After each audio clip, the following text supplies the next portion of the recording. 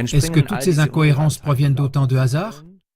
Ou bien est-ce qu'elles révèlent une duperie mondiale d'une dimension incommensurable? Il ne faut pas confondre la majorité avec la vérité. Sharon Christa McAuliffe, spécialiste de charges utiles de Challenger. L'astronaute décédée de Challenger, nommée Sharon Christa McAuliffe, est née le 2 septembre 1948. Elle était enseignante en études sociales à l'école Concord High School de New Hampshire quand elle fut choisie parmi plus de 11 000 candidats pour participer au projet de la NASA nommé enseignant de l'espace. Si Challenger n'avait pas explosé, elle aurait été la première institutrice dans l'espace. Si elle n'était pas morte lors de la catastrophe de Challenger, elle aurait maintenant 68 ans. Pendant les recherches sur les tromperies au sujet de la navette spatiale, nous avons trouvé aussi le double de Sharon McAuliffe avec une apparence analogue et le même nom. En tenant compte des 30 années écoulées, la professeure de la faculté de droit de l'université Syracuse ressemble exactement à l'astronaute McAuliffe. Elle n'a pas seulement la même apparence et aussi exactement le même âge. Si on regarde la mèche sur le front qui part du milieu de sa tête et va vers le côté gauche du front. Cette même avocate, Sharon A. McAuliffe, qui travaille à l'école de droit Syracuse Law School dans l'État de New York, est aussi la cousine du gouverneur de Virginie nommé Terry McAuliffe. Celui-ci a soutenu, en tant que dirigeant de campagne, la réélection de Clinton et aussi la campagne d'élection de sa femme Hillary. Il a aussi soutenu la NASA spécialement en ce qui concerne le lieu de décollage des navettes spatiales sur l'île Wallops dans l'océan Atlantique. Il y a une chose que nous devons garder à l'esprit pendant toutes ces recherches. Ce serait une chose si un membre de l'équipage de Challenger ressemblait à une personne qui est en vie à présent. Cela pourrait être pris pour une coïncidence.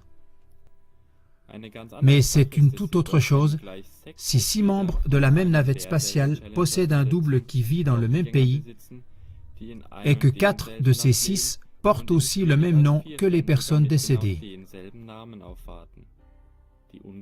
L'estimation d'un professeur de physique résume la probabilité de la manière suivante.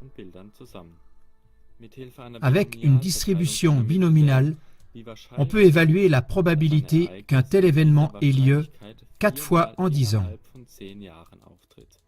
D'après une estimation, cela a une probabilité de 10 exposant moins 160. Pour comparer, la probabilité d'être touché par des déchets de l'espace a été calculée par des mathématiciens. Elle est de 6 fois 10 exposant moins 13. Donc, il est 7 fois plus probable, dans une vie, d'être touché par une météorite que de rencontrer une telle configuration de sosie. Mais la probabilité est sans doute encore plus élevée.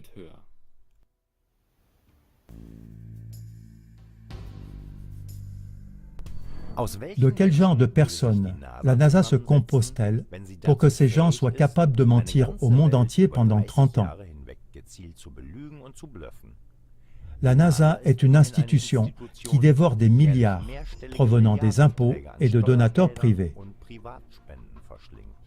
Qu'est-ce que cela voudrait dire si 4 universités d'élite participaient à ce mensonge spatial qui concerne le monde entier?